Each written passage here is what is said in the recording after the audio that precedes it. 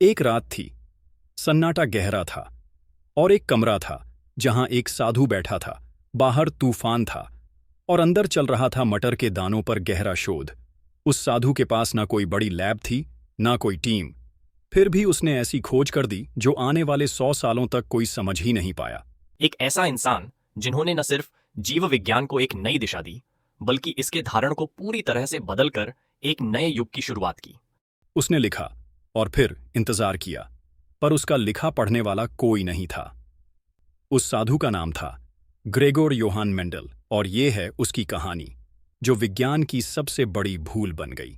Gregor Mendel का जन्म 1822 में हुआ, ऑस्ट्रिया के एक छोटे से गांव में। गरीब किसान परिवार, लेकिन मेंडल बचपन से ही अलग सोचता था। दूसरे बच्चे खेलते थे, वो पौधों को देखता रहता। हर पत्ती, हर बीज में उसे कोई पैटर्न नजर आता, कभी बादलों में तो कभी फूलों के रंगों में, जैसे प्रकृति उससे कोई रहस्य कह रही हो। अभावों ने उसका रास्ता रोका, लेकिन उसकी लगन ने उसे एक मठ तक पहुंचा दिया। साधु बनते ही उसे एक बगीचा सौंपा गया, छोटा सा लेकिन सपनों से बड़ा। और वहीं शुरू हुआ दुनिया का सबसे सटीक प्रयोग, मटर के पौधों पर। 8 साल तक हर दिन हर पौधे को उसने ध्यान से देखा, ऊंचाई, रंग, बीज का आकार, हर गुण को नोट किया। लगभग 29,000 पौधों पर शोध किया। धीरे धीरे उसने एक पैटर्न देखना शुरू किया। कुछ गुण अगली पीढ़ियों में आते थे, कुछ गायब हो जाते, फिर अगली बार फिर से लौट आते। मेंडल ने 3 नियम बनाए। उसने बताया कि कैसे माता पिता के गुण बच्चों में आते हैं, और ये सब बिना किसी आधुनिक तकनीक के। 1866 में मेंडल ने अपने शोध को प्रकाशित किया। उसे लगा अब वैज्ञानिक उसे समझेंगे, लेकिन कोई प्रतिक्रिया नहीं आई।